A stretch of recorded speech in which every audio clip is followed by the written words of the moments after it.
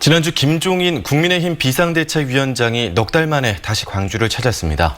재보궐선거를 앞두고 호남 출신 서울 유권자의 표심을 잡기 위한 전략적 행보로 풀이되고 있는데요. 호남 민심이 수도권 표심에 어떤 영향을 미치는 건지 정준호 변호사와 함께 이야기 나눠보도록 하겠습니다. 안녕하십니까? 네, 안녕하십니까. 서울시장 야권 후보로 선출된 이 오세훈 후보가 지난주에 선출이 됐죠. 그리고 그 다음 날 김종인 비대위원장이 광주를 방문했는데요. 이 행보 어떻게 보셨습니까?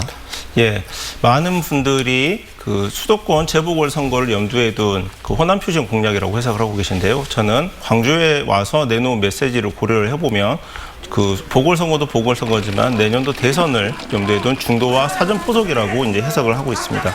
실제로 김종인 위원장이 5.18 묘역을 방문을 해서 5.18 정신으로 무너진 민주주의를 다시 세우겠다라고 얘기를 했는데요. 무너진 민주주의를 다시 세우겠다라는 것은 지역선거만 의식한 발언은 아닌 것 같습니다. 그나저나 그 야당의 대표가 광주에 와서 무너진 민주주의를 다시 세우겠다라는 발언 자체가 참 굉장히 좀 격세지감이었는데요. 아마 보궐선거 이후에 비대위원장을 사퇴한 김종인은 중도화 전략을 활발하게 더 움직이고 그 국민의힘은 보수층을 결집하는 아마 투트랙 전략을 당분간 사용을 할 것 같습니다. 네, 이렇게 호남 민심을 얻는 게 과연 서울 유권자들의 표심을 움직일 수 있을까 싶은데 실제로 영향이 있을까요? 바로 그 오세훈 후보가 그 서울시장에 당선되던 때를 보면요. 강남 3구가 결집을 해가지고 오세훈 후보가 당선을 했었거든요. 그렇게 보면은 그 수도권에 있는 호남 표심이 결정적인 캐스팅부터는 아닌 것 같은데요. 수도권의 중도화 표심에 가장 큰 지분은 호남 출향민들이 가지고 있는 건 맞는 것 같습니다. 김종인 위원장은 이 부분에 주목을 하고 있습니다. 네, 그렇게 영향을 미칠 수 있다고 본다면 그렇다면 여당은 왜 호남을 방문하지 않는다고 봐야 될까요? 예, 여당에서 호남을 방문하지 않는 것보다 이 지역 그 국회의원들이 서울을 방문하지 않고 부산에 가서 지원 유세하는 것도 참 문제인 것 같은데요. 개인적으로는 좀 답답한 부분이 있습니다.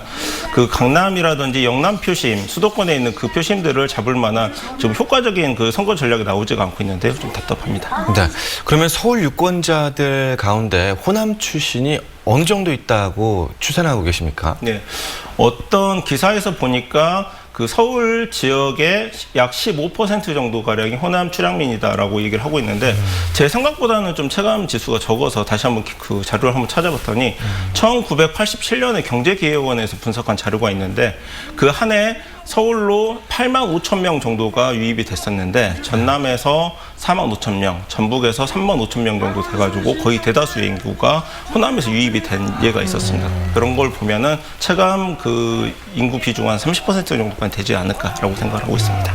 네, 그렇다면 그동안 전국 단위 선거에서 호남과 수도권의 표심이 어느 정도 연동돼 왔는지도 궁금한데 어떻습니까? 보수 정권에서 진보 정권으로 정권을 교체해야 된다라는 무드가 형성이 되면 호남의 표심과 수도권의 표심이 일치하게 되는데요. 그런데 그 이명박 대통령 시절에 뉴타운 광풍이 한번 불었던 적이 있었는데 그때는 수도권 표심과 호남 표심이 좀 분리가 됐던 적이 있었습니다. 부동산 이슈가 이념 지표를 이제 앞서는 현상이 발생을 하는데 지금 선거, 재보궐선거를 앞두고 그 비슷한 무드가 좀 형성이 되고 있고 그것이 현재 여론조사에 반영이 되고 있습니다. 네, 다음 주면 이제 재보궐선거가 치러집니다. 현재까지는 여당이 약세를 보이고 있는 상황인데요. 우리 변호사님께서는 어떻게 전망하십니까? 예, 보수층이 결집을 하고 있기 때문에 좀 그 국민의힘 오세훈 후보가 당선되는 거 아니냐라고 지금 다들 예상을 하고 있는데요. 그러나 그 더불어민주당 시절에도 MB 아웃만 외치다가 놓친 선거가 매우 여러 개였습니다. 그래서 그만큼 네거티브라든지 정권 심판론에만 의존을 하다 보면은 의외의 결과가 나타날 수가 있는데요. 국민의힘에서는 그 막판에 그 선거 표심을 결정하는 부동층의 마음을 어떻게 잡을 것인지 효과적인 메시지를 내놔야 될 것입니다. 네, 지금까지 정준호 변호사와 함께 호남 민심과 재보궐선거와의 관계 이야기 나눠봤습니다. 네, 오늘 고맙습니다. 고맙습니다. 감사합니다.